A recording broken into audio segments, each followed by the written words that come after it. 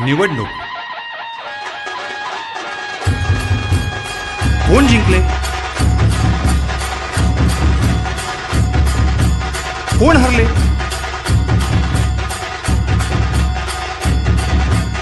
कोणाची सत्ता गेली, कोणाचं सरकार आलं, दर 5 वर्षांनी होणारी ही प्रश्नोत्तरे।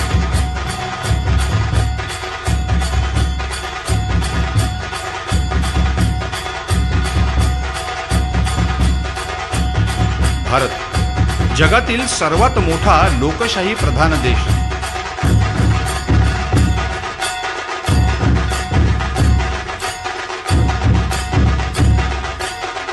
या लोकशाहीचा महत्त्वाचा आधारस्तंभ आहे ही निवडणूक प्रणाली।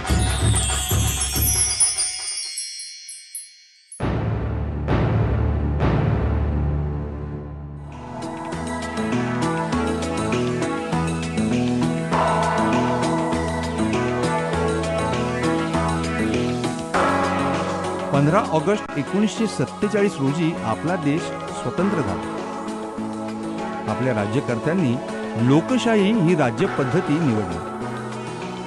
लोकांनी लोकांसाठी स्थापन केलेलं लोकांचं राज्य अशी ही सर्वसाधारण व्याख्या। हे राज्यकर्ते कसे निवडून येतात, कशी काम करत असते आपली निवडणूक प्रणाली, कसा निवडून येतो आपला प्रतिनिधी। आई आणि शेखरला आई मानतो आणि काँग्रेस पक्षाने त्यांना परत पक्षाचं तिकीट देऊन या निवडणूक लढण्यासाठी पाठवलेलं आहे। याची सर्वसामान्य लोकांना नेहमीच उत्सुकता असते। म्हणून मी 187 कुलाबा या मतदारसंघाच्या कार्यालयात डोकावण्याचा प्रयत्न केला।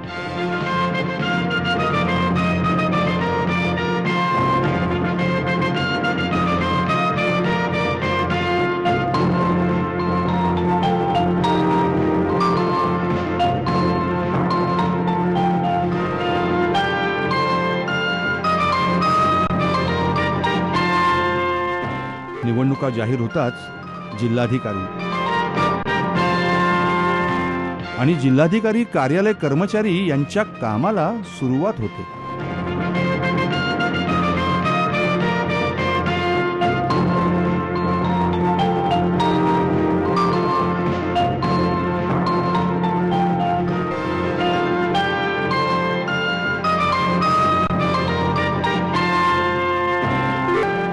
एकशे 87 कुलाबा मतदारसंघातील निवडणूक निर्णय अधिकारी, सहाय्यक निर्णय अधिकारी, नायब तहसीलदार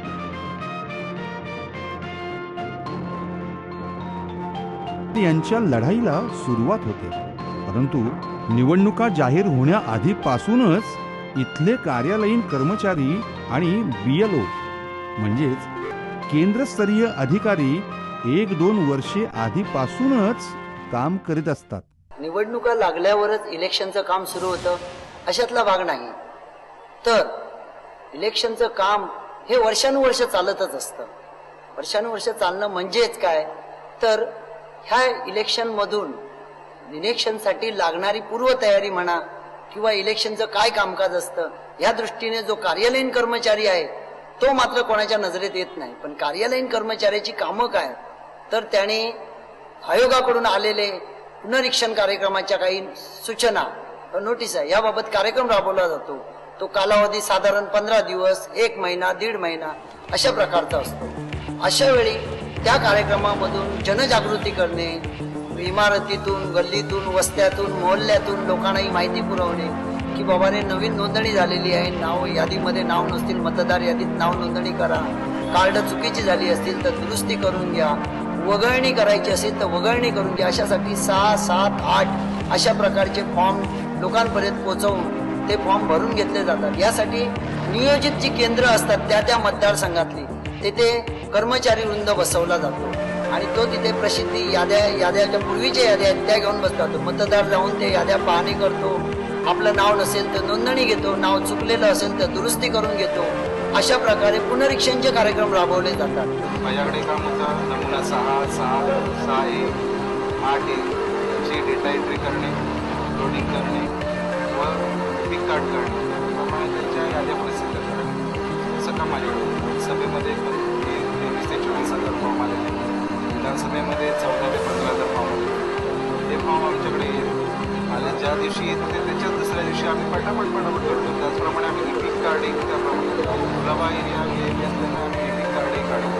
निवडणूक आयोगाच्या धोरणानुसार वोटर स्लिपचं वाटप BLO यांनी केलं. विधानसभा निवडणूक 2014चे वोटर स्लिप वाटण्याची कामकाजाची जबाबदारी माझ्यावर होती. त्यासाठी आमच्या मतदारसंघामध्ये 2,53,690 इतके वोटरना वोटर स्लिप द्यायच्या होत्या आणि त्याच्यासाठी एक 10 दिवसाचा कालावधी दिलेला. त्यापैकी माझ्या हाताखाली असलेले 34 झेडो आणि त्यांच्या हाताखाली असलेले BLO या लोकांनी अतिशय चांगल्या प्रकारे कामकाज करून वोटर स्लिपचे वाटप केले. वोटर स्लिप वाटप एक महत्त्वाचा टप्पा ठरला. वोटर स्लिपबाबत निवडणूक आयोगाने जी पद्धत प्रणाली निर्माण केली त्यामुळे सर्व मतदारांना मतदान केंद्रात जाण्यासाठी योग्य मार्ग सापडला आणि मध्यवर्ती मतदान केंद्रात यामुळे गर्दी फार कमी झाली. त्यामुळे सुरळीतपणे निवडणुकीचं काम पार पाडता आलं.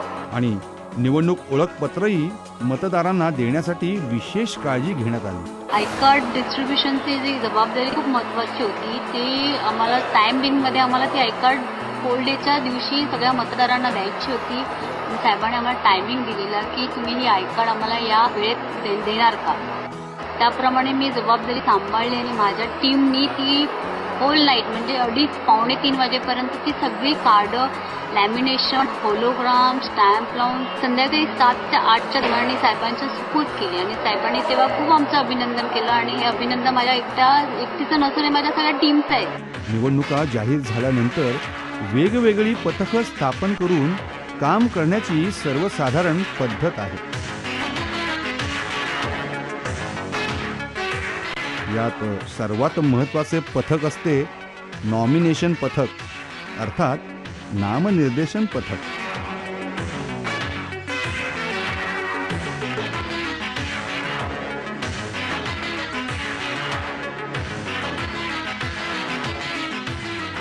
संपूर्ण निवडणूक प्रक्रियेमध्ये नामनिर्देशन स्वीकारणे आणि प्रक्रिया पार पाडणे हा निवडणूक प्रक्रियेतील सुरुवातीचा अत्यंत महत्त्वाचा टप्पा आहे.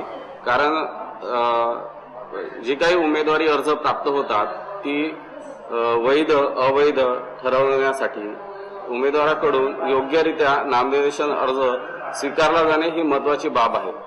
त्या अनुषंगाने आम्ही आणि आमच्यासोबतच्या ज्या सर्व टीममध्ये सर्व व्यक्तींनी प्राप्त झालेले नामनिर्देशन अर्ज काळजीपूर्वक तपासून प्रत्येक बाबीची स्वतः छाननी करून कुठलाही नामनिर्देशन अर्ज नामंजूर होणार नाही याची काटेकोरपणे दक्षता घेतलेली होती. जे उमेदवार इथं रिझर्व्ह कॅटेगरीतनं अर्ज भरत होते त्यांचं जात वैधता प्रमाणपत्र पडताळणी हे खूप महत्त्वाचा इश्यू होता. त्यासाठी आम्ही त्याची व्हॅलिडिटी सर्टिफिकेट व्यवस्थितपणे चेक करत होतो.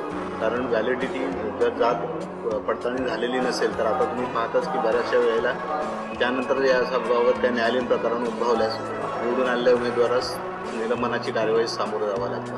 त्या दृष्टीने नामनिर्देशनाची कार्यवाही विहित आणि व्यवस्थित करणं हे खूप महत्त्वाचं होतं. निवडणूक काळात उमेदवारांच्या खर्चावर लेखापथक कसं अंकुश ठेवते बरं? माझ्या हाताखाली जे video surveillance team, video viewing team, flying squad, static squad आणि अकाउंटिंग टीम या ग्रुप्स माझ्या हाताखाली म्हणजे काम करत होते. बेसिकली यांच्याकडूनची माहिती मिळवून एखाद्या उमेदवाराने रॅलीमध्ये, पदयात्रेमध्ये किंवा कोणत्याही मीटिंगमध्ये काय काय खर्च केलेला आहे या संदर्भात माहिती जमा करून अकाउंटिंग टीम जी इलेक्शन कमिशनने जे रेट चार्ट दिलेला आहे त्याप्रमाणे या सगळ्या गोष्टींचा म्हणजे जे खर्चाचा अहवाल घेते आणि ते ॲनेक्शर 11 मध्ये त्याची नोंदणी करण्यात येते. तसंच उमेदवार जेव्हा ॲनेक्शर 14 मध्ये आपल्या डेली जे अकाउंट्स त्याने मेंटेन केलं आहे ते जेव्हा आणून दिले जातं तेव्हा या ॲनेक्शर 11 प्रमाणे त्याचं तुलना केली जाते आणि ॲनेक्शर 14 मध्ये यामधल्या काही खर्च तिकडे त्यांनी दाखवले नसतील तर ते त्यात रिकन्साईल करून त्यांच्याकडे घेण्यात येते. अशा पद्धतीने जे उमेदवार जे काही खर्च आपल्या इलेक्शन कमिशन समोर आणत नाही ते खर्च घेऊन येण्याकरता माझी जी टीम आहे ती उपयोगी पडते. तसंच इलेक्शनच्या दिवसाच्या आधी 3 वेळा इलेक्शन ऑब्झर्वर या सगळ्या गोष्टींचा व्हेरिफिकेशन करते आणि ते इलेक्शन कमिशनच्या वेबसाईटवरती अपलोड करण्यात येते.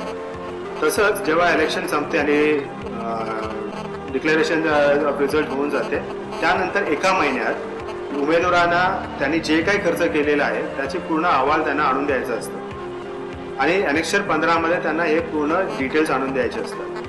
तर माझी अकाउंटिंग टीम हे ॲनेक्सर 15 मध्ये त्यांनी जे काही इन्फॉर्मेशन दिलेली आहे त्यात सगळे काही म्हणजे पैसे जे खर्च झालेले आहेत त्याचा म्हणजे त्यांनी अहवाल घेतला आहे की नाही आणि त्याबरोबर जे खर्च झाले त्याचं बिल वाउचर रसीद जे काय आहे ते सगळं व्यवस्थित त्यांनी मांडलेत की नाही ते व्हेरीफाय करते. त्याच पद्धतीने जे फंड यूज केले गेले खर्चाकरता त्याचा सोर्स काय आहे, ते चेकनी आलेत, लोकांकडून डोनेशन आलेत किंवा स्वतःकडून त्यांनी खर्च केलेले आहेत या सगळ्या गोष्टीचंही व्हेरिफिकेशन केलं जातं आणि ह्या सगळ्या गोष्टी इलेक्शन 15, इलेक्शन 14 आणि त्या बाकी एव्हिडन्स हे सगळं आम्ही डिस्ट्रिक्ट इलेक्शन ऑफिसरला देण्यात येतो. पैशाचा गैरवापर होणार नाही याची काळजी आचारसंहिता पथक, भरारी पथक घेत असतात.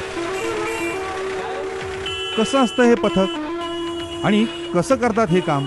भरारी पथकामध्ये काम करत असताना पुढे आचारसंहिता भंगाची तक्रार वगैरे त्याच्या अनुषंगाने होत असणारा गुन्हा किंवा पैसे वाटप, मद्य वाटप, भांडी वाटप किंवा अन्य याच्या अनुषंगाने गुन्हा दाखल करण्याचे विशेष अधिकार वरिष्ठ कार्यकारी दंडाधिकाऱ्यांना प्रदान केलेले असतात आणि त्यानुसार वरिष्ठ दंडाधिकारी कार्य करत असतात. त्या अनुषंगाने आम्ही जवळपास 15 दिवस आधी कंटिन्यू म्हणजे 3 पाळांमध्ये निवडणुकांची कामं करत होतो कंटिन्यू. त्याच्यामध्ये 3 शिफ्टमध्ये कार्यालय म्हणजे हे चालू ठेवलेली पूर्ण शिफ्ट करून पूर्ण रात्रंदिवस सर्व 3 टीम्स या राबत होत्या. याच्यामध्ये 2-2, 3-3 वाजायचे वगैरे. जेव्हा आम्हाला कुठेतरी अशी सभा असताना वगैरे असं कुठेतरी जाणवलं की तिकडून पैशाचे वाटप होण्याची शक्यता आहे, अशा ठिकाणी आम्ही जाऊन तिथे वाहनांची नाकाबंदी करून वगैरे अशी वाहनांची तपासणी केली. त्यामध्ये काही ठिकाणी आम्हाला पैसे घेऊन जाताना आढळले. ते पैसे आम्ही सीज करून त्या व्यक्तीला ताब्यात घेऊन त्याला इन्कम टॅक्स अधिकाऱ्यांकडे उभे करून वगैरे त्याच्यावर गुन्हा दाखल करून त्याच्यावर कारवाई केलेली आहे. निवडणूक आयोगाच्या अनेक योजनांपैकी एक खिडकी योजना अतिशय प्रभावी ठरली. एक खिडकी मध्ये महानगरपालिकांचे प्रतिनिधी, पोलीस डिपार्टमेंटचे प्रतिनिधी, ऑफिसचे प्रतिनिधी याच ऑफिसमध्ये बसून हे तिन्ही वेगवेगळ्या उमेदवारांना परमिशन्स लागायच्या. या परमिशन्स ह्या एक खिडकीमधून देण्याचं काम केलं. तिन्ही डिपार्टमेंटने एकमेकांमध्ये व्यवस्थित सुसंवाद आणि साधून आणि व्यवस्थित कोऑर्डिनेशन साधून हे काम पूर्ण करून दिली. कोणतीही तक्रार माझ्यापर्यंत आली नाही आणि एक खिडकीमार्फत उमेदवारांनी सुद्धा नंतर मला काउंटिंग झाल्यानंतर बऱ्याच उमेदवारांनी जे काही एक खिडकीचं तसंच या कार्यालयातील ज्या स्टाफने त्यांना सहकार्य केलं त्याबद्दल माझे आभार प्रत्यक्ष येऊन मानले. भाषणातून आचारसंहितेचा भंग होतोय का किंवा घटनाबाह्य काही घडतंय का यावर मीडिया विभागाचं लक्ष असतं. निवडणुकांमध्ये इलेक्ट्रॉनिक वोटिंग मशीनचं कार्य अतिशय महत्त्वाचं असतं. या ईव्हीएम मशीनचं व्यवस्थापन कसं केलं जातं? प्रथम आम्हाला ते मशीन्स दिले जातात. केल्यानंतर आमचं पहिलं कार्य जे असतं की जिथे आमचं CPS असतं तर त्या ठिकाणी एक स्ट्रॉंग रूम बनवणे असतं. तर स्ट्रॉंग रूमसाठी जे आपल्याकडे जेवढे EVM मशीन्स येणार आहेत आणि आपल्याकडे ती हे करायची असतात, आपल्याला जमा करून घ्यायची असतात, आपल्या रेकॉर्ड रूम स्ट्रॉंग रूममध्ये ती ठेवण्याची असते. तर त्याची जी व्यवस्था असते ती व्यवस्था म्हणजे त्यासाठी लागणारे रॅक्स वगैरे असतात किंवा काही कपाट असतात. तर जे काही आपल्याला लागतं त्याप्रमाणे आपण त्याची मांडणी करायची, त्याचा आराखडा बनायचा असतो आणि आराखडा बनवून त्याच्याप्रमाणे आपण ते रॅक्स वगैरे उपलब्ध करून त्याच्यावर ते नंबरिंग केले जातात आणि त्याच्याप्रमाणे आपण जे आपल्याला मशीन्स प्राप्त होतात तर ती मशीन्स आपण ते स्ट्रॉंग रूममध्ये ठेवले. दुसरा टप्पा असा आहे की या मशीन्स प्राप्त झाल्यानंतर त्या मशीनचं रँडमायझेशन, नंतर रँडमायझेशन झाल्यानंतर त्या रँडमायझेशनप्रमाणे त्या मतदान केंद्राला कुठलं मशीन अलॉट झालेलं आहे हे जसं आपल्याला ते निर्देश दिलेले असतात त्या निर्देशाप्रमाणे त्या रॅकमध्ये ते मशीन जमा केलं आणि ते जमा केल्यानंतर त्याची पूर्ण खातरजमा केली जाते. सक्षम अधिकारी जे असतात त्यांना ते दाखवलं जातं आणि ते आपण त्याच्याकडनं ते सर्टिफाय करू आणि याची खातरजमा करून आपण ते स्ट्रॉंग रूम जे आहे ते आपण सील करू. EVM मशीन्स इतकंच झोनल ऑफिसर म्हणजेच क्षेत्रीय अधिकारी निवडणूक प्रणालीत महत्त्वाचा घटक मानला जातो. शाळा, कॉलेज, इतर सामाजिक संस्थांचे सभागृह मतदान केंद्र म्हणून ताब्यात घेण्याचं काम झोनल ऑफिसर करत असतो. तर प्रत्यक्षात 2 महिन्यापूर्वी आम्हाला शाळा ताब्यात घ्याव्या लागायच्या. शाळा ताब्यात घेण्यासाठी मुख्याध्यापकांकडे आमच्या कार्यालयाचे लेटर घेऊन आम्हाला त्यांच्याशी सुसंवाद साधावा लागायचा आणि सुसंवाद साधून त्यांना सांगावे लागायचे की बाबा तुमच्या शाळेत कोणत्याही प्रकारची दुरुस्ती करू नका. जर दुरुस्ती करावयाची असेल तर आम्हाला प्रत्यक्षात 2 महिन्यापूर्वी त्या आम्हाला प्रत्यक्ष सूचना द्या. मतदान केंद्रांवरील व्यवस्था सुविधा पाहण्याची जबाबदारी झोनल ऑफिसरची असते. प्रत्यक्षात जाऊन त्या वर्गावर सर्व फर्निचर आहे की नाही, फॅनची व्यवस्था आहे की नाही, पिण्याच्या पाण्याची त्या शाळेत व्यवस्था आहे की नाही, हे सर्व बघायचो. हे सर्व रिपोर्ट्स आम्ही स्वतः तयार करायचो आणि त्याचे अहवाल इलेक्शन कमिशनरला द्यायचो आणि इलेक्शन कमिशनर ते अहवाल त्यांच्या कॉन्ट्रॅक्टरला द्यायचे आणि त्यानुसार त्या शाळेवर त्याची व्यवस्था केली जायची. तसेच EVM मशीनचं सील करण्याचं काम झोनल ऑफिसर मार्फत केले जाते. कशी असते सीलिंगची प्रक्रिया? मतदानाकरता आवश्यक असलेल्या EVM मशीन्स या सीलिंग करणे अत्यंत गरजेचे असते. जितके उमेदवार उभे आहेत त्याचे बॅलेट पेपर तयार करून ते बॅलेट युनिटमध्ये बसविणे आणि नंतर ते बॅलेट युनिट आतून व बाहेरून सील करणे आणि शासनाची मोहर उमटविणे आणि कंट्रोल युनिट हे सुद्धा त्याच्यामध्ये बॅटरी टाकून किती उमेदवार निवडणुकीकरता उभे आहे ते सेट करून ते मशीन सील केले जाते आणि ते सील केल्यानंतर प्रत्यक्ष इलेक्शनच्या वेळेस सदरच्या मशीन उपयोगात आणल्या जातात. निवडणुकीच्या कामासाठी हजारो लाखो कर्मचारी काम करीत असतात. त्यांचं व्यवस्थापन आणि प्रशिक्षण कसं असतं?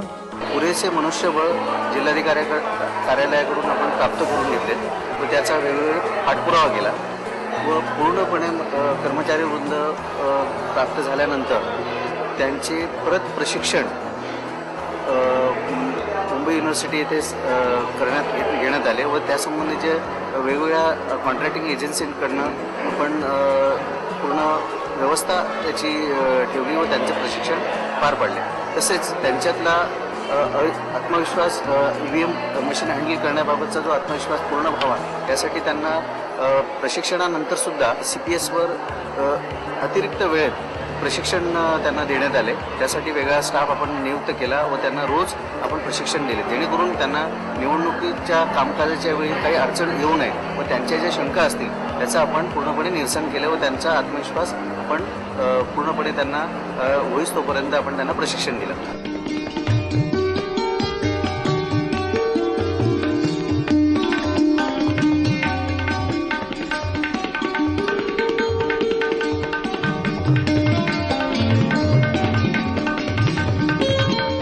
निवडणुकीच्या दिवशी सुद्धा किती कर्मचारी आलेत व त्यांची पूर्णपणे त्याचा लेखाजोखा ठेवणे, तदनंतर त्याच्या पेमेंटसाठी म्हणजे त्यांचे जे पेमेंट देणे वेळोवेळी अकाउंट सेक्शनला, ही सर्व कामे आम्ही पूर्णपणे पार पडली. निवडणुकीच्या कामात संगणक विभागाची सुद्धा अतिशय महत्त्वाची जबाबदारी असते. भारत निवडणूक आयोगाने त्यांच्या वेबसाईटवरती डॅशबोर्डमध्ये माहिती भरण्यासाठी आम्हाला वेळोवेळी निर्देश दिले होते. त्या अनुषंगाने डॅशबोर्डवरती आम्ही वेळोवेळी माहिती भरत गेलो. त्याच्यामध्ये अधिकाऱ्यांची माहिती, क्षेत्रीय अधिकाऱ्यांची माहिती, PRO APRO यांची माहिती, विधानसभा मतदारसंघातील पुरुष स्त्रिया याबाबतची माहिती, इपिक कार्डची माहिती, उमेदवारांचे फोटो इत्यादी अशी बरेचशा माहिती आम्ही भरलेल्या. त्याच्यामध्ये क्रिटिकल पोलीस स्टेशनची माहिती असेल किंवा इतर साहित्य लागणारे, बसेस किती लागणारे याबाबतची आम्ही वेळोवेळी माहिती ती अपडेट करत गेलो. त्याच्यानंतर आचारसंहिता पथकाने पकडण्यात आलेली कॅश याबाबतची आम्ही माहिती डेली आम्ही अपडेट करत गेलो. त्याच्यानंतर मग CO पोर्टलवरती आम्ही उमेदवारांकडून प्राप्त झालेले नामनिर्देशन पत्र, ॲफिडेव्हिट हे आम्ही अपलोड करायचो. मग उमेदवारांनी दिलेले लेखापथकाकडे सादर केले त्यांच्या खर्चाचे विवरणपत्र हे आम्ही वेळोवेळी अपडेट करत गेलो वेबसाईटवरती. तसंच जेनेसिसमध्ये सुद्धा आम्ही काउंटिंगची माहिती आम्ही ताबडतोब राऊंड वाईज भरत गेलो. त्यामुळे लोकांना सुद्धा या विधानसभा क्षेत्रातील रिझल्ट हा ताबडतोब बघता आला, राऊंड वाईज रिझल्ट बघता आला. आणि वेळोवेळी उमेदवारांनी भरलेले नामनिर्देशन पत्र, त्यांनी मागे घेतलेले नामनिर्देशन पत्र याबाबतची सर्व माहिती विविध नमुन्यामध्ये आम्ही जिल्हाधिकाऱ्यांना सादर केली, निवडणूक आयोगाला सादर केली वेळच्या वेळी. आणि निवडणूक निर्णय अधिकारी यांनी सांगितल्याप्रमाणे ट्रेनिंगसाठी तयार करण्यात आलेले हे स्लाईड्स आम्ही तयार केले. ट्रेनिंगला त्यांना स्लाईड्स पुरवण्यात आले, त्या स्लाईड्सची माहिती आम्ही तयार केली. क्षेत्रीय अधिकाऱ्यांकडनं वेळोवेळी आम्ही वोटर स्लिपचे जे वॉटर झाले त्याची माहिती संकलित करून कलेक्टर ऑफिसला पाठवायचं काम केलं. अशी विविध प्रकारची माहिती आम्ही आमच्या संगणक विभागाने भरली आणि त्याच्या आम्हाला चांगले रिझल्ट्स आम्ही देऊ शकलो. मतदानाच्या दिवशी मतदान केंद्रावर लागणारे साहित्य, वेगवेगळ्या प्रकारचे फॉर्म्स, सील यांच्या वाटपाबाबत कोणती दक्षता घेतली जाते? इलेक्शनच्या आदल्या दिवशी जे आपल्याला साहित्य दिलेलं असतं त्या बॅग्समध्ये भरून आपण ते झोनल ऑफिसर यांना देतो. त्याच्यानंतर ते झोनल ऑफिसर PRO यांना देतात, ज्या त्या बूथवर जातं. आणि ते सामान कमी पडू नये या अनुषंगाने आपण पण इथे तयारी केलेली असते की त्यांना सामान कमी पडू नये म्हणून. कुठल्याही प्रकारची सील्स जरी सील कमी पडलं तरी तिकडे निवडणूक प्रक्रिया थांबू शकते. त्यामुळे ज्या मार्गदर्शक पुस्तिका आहे त्याच्यात ज्याप्रमाणे त्याची क्वांटिटी दिलेली आहे त्या पद्धतीने एकही सील कमी न पडता किंवा टॅग कमी न पडता ते वाटण्याचा अगदी बारकाईने ते डोळ्यात तेल घालून काम करायला लागतं. त्या पद्धतीने आम्ही देण्याचा पूर्ण प्रयत्न केलेला आहे. कोणालाही कुठली गोष्ट कमी पडलेली नाही आहे किंवा ज्यावेळी कमी पडते असं वाटलं त्या दिवशी प्रसंगी धावत अगदी जे काय वाहन उपलब्ध होतं ते जाऊन आम्ही निवडणुकीच्या दिवशी ते वाटपाचा प्रयत्न केलेला आहे. कोणाकडून कसं काम काढून घ्यायचं हे निवडणूक निर्णय अधिकारी श्रीयुत तामोरे यांना चांगलंच जमतं. निवडणुकीचं वाहन व्यवस्थापन कार्यालयातील वाहन चालक यांच्यावर सोपवून ते निर्धास्त झाले आणि त्यांनीही ते व्यवस्थित पार पाडले. एवढ्या मोठ्या संख्येने कर्मचारी काम करत असताना अचानक कोणी आजारी पडल्यास प्रकृतीची काळजी घेण्यासाठी GT हॉस्पिटलमधील डॉक्टरांची टीम हजर होतीच. निवडणूक निर्विघ्नपणे पार पाडावी म्हणून सतत मीटिंग्सचा धडाका चालू असतो. पोलीस ऑफिसर्स बरोबर मीटिंग्स, झोनल ऑफिसर्स बरोबर मीटिंग्स, कार्यालयीन कर्मचाऱ्यांबरोबर मीटिंग्स, PRO, APRO यांच्या ट्रेनिंग चालू असतात. इतर अधिकाऱ्यांबरोबर मीटिंग्स. सतत काम करून शरीर मन थकून जातं. थोडा विरंगुळा हवा ना?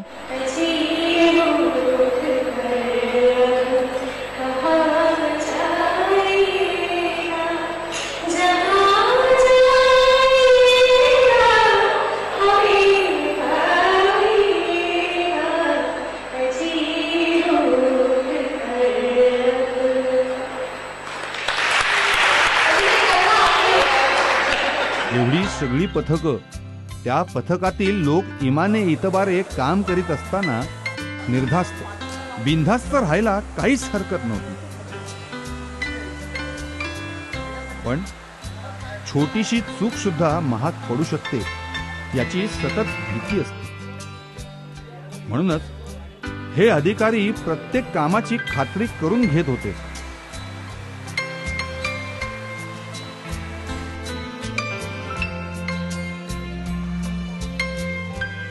सतत मीटिंग्स घेऊन कामाचा आढावा घेत असत.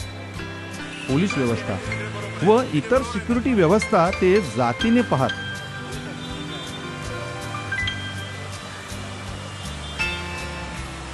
म्हणूनच ह्या अधिकाऱ्यांच्या कामाबद्दल ऑब्झर्व्हर पूर्ण समाधानी होते.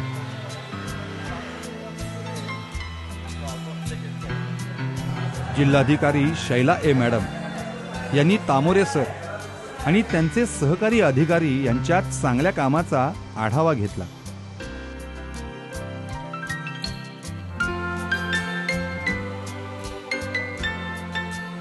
निवडणुकीचा दिवस जवळ येतो. निवडणुकीच्या एक दिवस आधी प्रत्यक्ष मतदान केंद्रावर काम करणारे कर्मचारी येतात आणि झोनल ऑफिसरच्या मार्गदर्शनाखाली कामाला सुरुवात होते. पहाटे 6 वाजता मतदार पंडालमध्ये आम्ही हजर असतो. तिथे PRO, APRO आपली एक टीम तयार करून त्या टीमला आम्ही सगळे साहित्य पुरवतो. ते साहित्यामध्ये कागदपत्र असतात आणि एक EVM मशीन असते. ते मशीनचा सगळा पुरवठा पूर्ण झाला की आम्ही सर्व मिळून शासकीय बसमध्ये बसून निवडणूक आयोगाच्या मार्गिकेप्रमाणे आमचं मार्गक्रम होतं आणि तिकडनं आम्ही प्रस्थान करून आम्ही प्रत्यक्षात आमच्या मतदान केंद्रावर स्थानापन्न होतो. मतदान केंद्रावर पोहोचताच PRO, APRO यांच्या कामाला सुरुवात होते. टेबल्स, खुर्च्या, सूचना फलक लावली जातात. मशीन ताब्यामध्ये घेतल्यानंतर त्यांची आमची पुढची प्रक्रिया चालू होते ती अशी की मशीन व्यवस्थित EVM मशीन व्यवस्थित काम करते आहे की नाही याची शहानिशा करणं. त्याच्यानंतर प्रत्येक कागदपत्र खोलून जसे स्टॅच्युटरी आहे, नॉन स्टॅच्युटरी पॅकेट्स आहेत आणि PSO 5 फॉर्म आहे, 17A आहे, 17C आहे, याचं आम्ही सर्व निरीक्षण करतो, अवलोकन करतो आणि त्याप्रमाणे प्रत्येक PRO, APROला त्याची सगळी आम्ही माहिती पुरवतो. कोणती कागदपत्र काही कमी असतील तर ती ताबडतोब आम्ही पुरवठा करण्याची आम्ही दक्षता घेतो.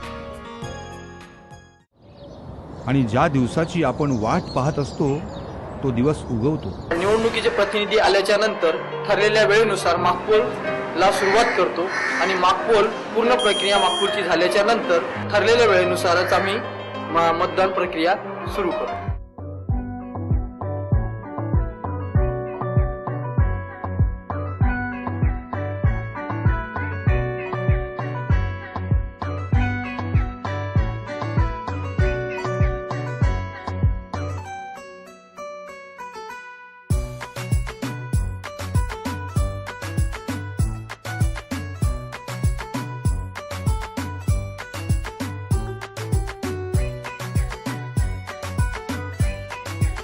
मतदानाची वेळ संपल्यानंतर EVM मशीन सील करण्याची प्रक्रिया सुरू होते.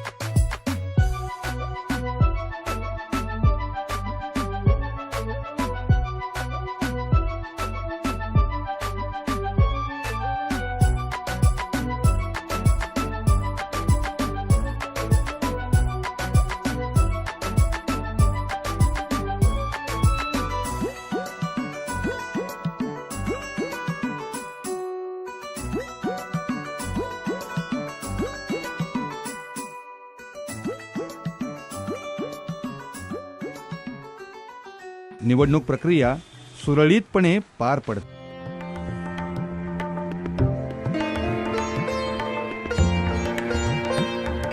सर्व मतदान सुरळीतरित्या पार पाडल्यानंतर क्षेत्रीय अधिकारी म्हणून मी सर्व मतदान केंद्रांवर सर्व मतदान अधिकाऱ्यांशी संपर्क साधून सर्व व्यवस्थित पार पाडले आहे की नाही याची शहानिशा करतो. त्यानंतर मतदान केंद्राध्यक्षांनी जे सर्व फॉर्म त्यांना दिलेले असतात त्या ज्या फॉर्मद्वारे प्रत्यक्ष झालेले मतदान शिक्षित अशिक्षित स्त्री पुरुष याचं वर्गीकरण व्यवस्थित केलेले आहे की नाही आणि प्रत्यक्ष जे मतदान केंद्रांमध्ये झालेलं वोटिंग त्या वोटिंगची संख्या आणि त्या फॉर्ममध्ये दिलेली त्यांची निर्देशित केलेली संख्या ही जुळते की नाही याची शहानिशा करतो. ही शहानिशा झाल्यानंतर सर्व यंत्रणा मतदान यंत्र हे पॅक करायला सीलिंग करायला सुरुवात करते. ते सीलिंग झाल्यानंतर ते सीलिंग करून ह्या सर्व कर्मचाऱ्यांसह पोलिसांचा एस्कॉर्ट शॉट घेऊन मागे पुढे पोलीस एक स्वतंत्र बसमध्ये त्यांना मतदान निवडणूक निर्णय अधिकारी यांच्या कार्यालयात सर्वांना घेऊन येण्याचे काम केले जाते.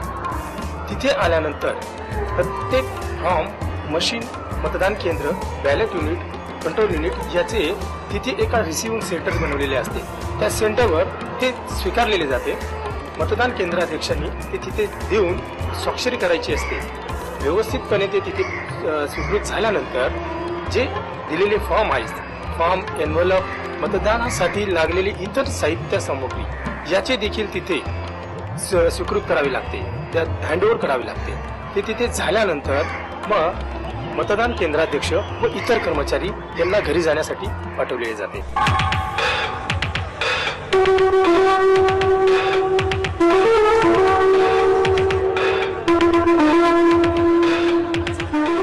प्रिसाइडिंग ऑफिसर आणि मतदान केंद्रावरील कर्मचारी यांना सर्व बाबींची पूर्तता करून घरी परतायला खूप उशीर होतो. पण झोनल ऑफिसर आणि कार्यालयीन कर्मचारी यांचे काम अजूनही संपलेलं नसतं. सर्वांचं सबमिशन झाल्यानंतर आम्ही 16ची पूर्ण रात्र जागून आम्ही त्याचे 17C PRO's diary PSO file याचे सगळ्यांचे आम्ही आणि वर्गीकरण करून त्याचे रेकॉर्ड्स रात्रीच्या रात्री आम्ही टाईप करायला घेतले आणि सकाळी 11 वाजता इलेक्शन कमिशनला ते सबमिशन करायचं असल्यामुळे पहाटे साधारण 7:30 वाजेपर्यंत हे काम आम्ही जोमाने करत होतो. म्हणजे विचार करा की आम्ही 13ची रात्र, 14ची रात्र, 15ची रात्र आणि 16ची रात्र आणि पूर्ण पहाट आम्ही जागून काढून सर्व सबमिशन यथायोग्य निवडणूक आयुक्तांच्या निर्देशनाप्रमाणे आणि वेळेच्या बंधनाप्रमाणे आम्ही पूर्णपणे आमच्या झोनल ऑफिसरने आणि इतर स्टाफने पूर्ण व्यवस्थित त्याचं सबमिशन करून आम्ही घेतलेलं आहे आणि ही प्रक्रिया अगदी व्यवस्थित आम्ही पार पाडली. मतदानानंतर ईव्हीएम मशीन स्ट्रॉंग रूम मध्ये जमा करून घेताना कोणती काळजी घेतली जाते? मतदान पूर्ण झाल्यानंतर मतदान संध्याकाळी परत ते CPS मशीन घेऊ आणि त्या मशीन ज्या आहेत त्या आम्ही परत स्ट्रॉंग रूममध्ये जमा करून घेतो. पण ते जमा करून घेण्यापूर्वी आम्ही ती खातरजमा करतो की ते व्यवस्थित सील केलेले आहेत की नाही, त्यांना जे निर्देश दिलेले त्याचं पूर्ण पालन केलेलं आहे की नाही. तर ते पालन केलेले खातरजमा झाल्यानंतर मग आम्ही त्या मशीन परत स्ट्रॉंग रूममध्ये जमा करून घेतो आणि जमा करून गेल्यानंतर मग त्या मशीनबरोबर आवश्यक असणारे जे 17C आहे, घोषणापत्र आहेत, डिसाइडिंग ऑफिसरची डायरी असते रोजची, हे जे काही आवश्यक कागदपत्रे आहेत ती त्या मशीनसोबत आम्ही त्याच दिवशी ठेवतो, त्याची छाननी करू आणि मग नंतर त्या सगळ्या प्रक्रियेला आम्हाला साधारण एक पूर्ण रात्री किंवा दुसऱ्या दिवसाची पहाट होऊ जाते आणि मग ही सगळी प्रक्रिया पूर्ण झाल्यानंतर संबंधित जे ऑब्झर्वर असतात आणि अधिकारी असतात शिक्षक त्यांच्या निर्देशनाखाली त्यांची खातरजमा झाल्यानंतर त्यांनी पूर्ण पाहणी केल्यानंतर मग आम्ही ती स्ट्रॉंग रूम सील करतो. अशा रीतीने मतदानाची प्रक्रिया पूर्ण करून ईव्हीएम मशीन्स स्ट्रॉंग रूम मध्ये सील करून ठेवल्या जातात पुढील मतमोजणीसाठी.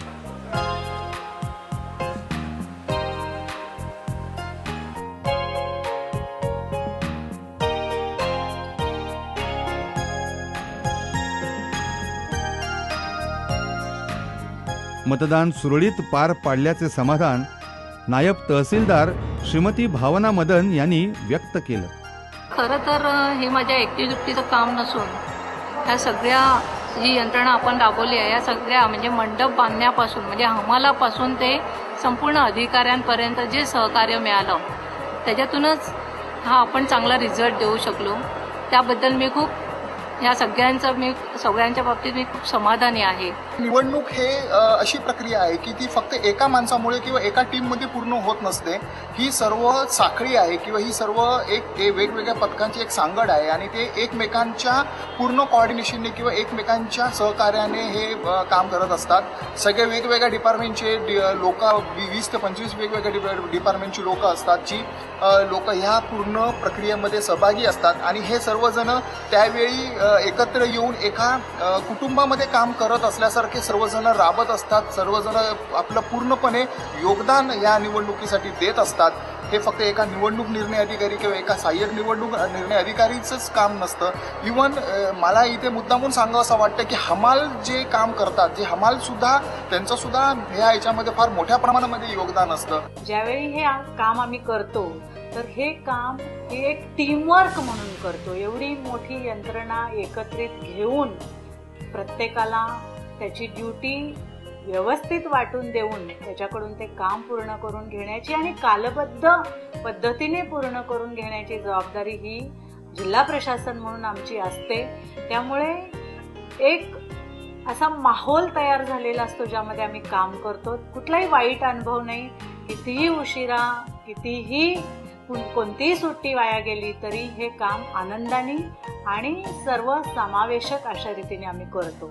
जे काही अनुभव होते ते सगळेच चांगले होते. कोणताही वाईट अनुभव या निवडणुकीमध्ये आम्हाला आलेला नाही. मुंबई शहर जिल्ह्यामध्ये एकूण 10 विधानसभा मतदार असून प्रत्येकी ठिकाणी लोकसभा निवडणूक तसेच विधानसभा निवडणूक अतिशय चांगल्या पद्धतीने पार पडलेल्या आहे. त्यांच्यासाठी प्रत्येकी ठिकाणी रिटर्निंग ऑफिसर, ARO आणि RO ऑफिसच्या सर्व स्टाफ तसेच जो सोनल ऑफिसर BLO सर्व एकत्रित एक टीम म्हणून एक कुटुंबासारखं काम केलेलं आहे. मुंबई जिल्ह्यामध्ये पुढे पण उमेदवाराकडून किंवा वोटर्सकडून किंवा पॉलिटिकल पार्टीकडून पुढे पण एक तक्रारी उद्भवलेल्या नाही.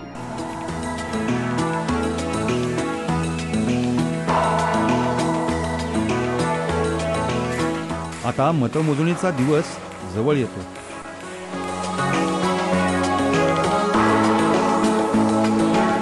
ची ही अशी तयारी करावी लागते.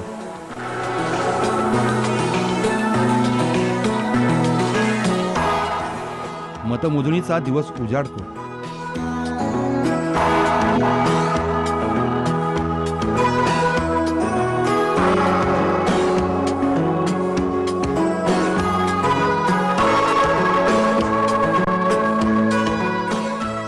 मतमोजणीला सुरुवात होते.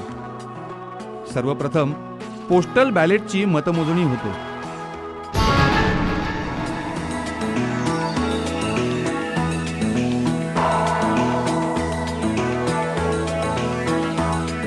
EVM मशीन्स आणल्या जातात.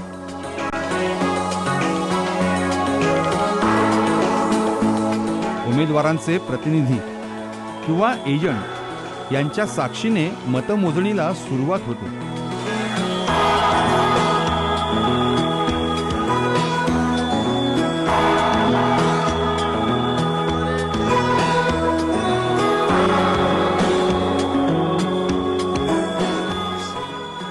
अशा रीतीने मतमोजणी होत असते.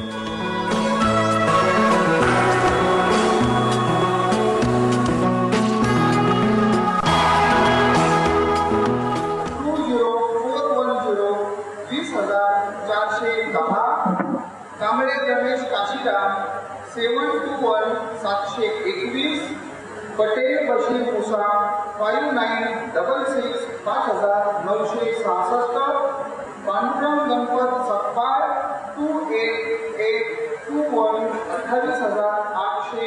आणि शेवटी जास्त मते मिळवणाऱ्या उमेदवाराला निवडणूक निर्णय अधिकारी श्रीयुत तामोरे विजयी घोषित करतात.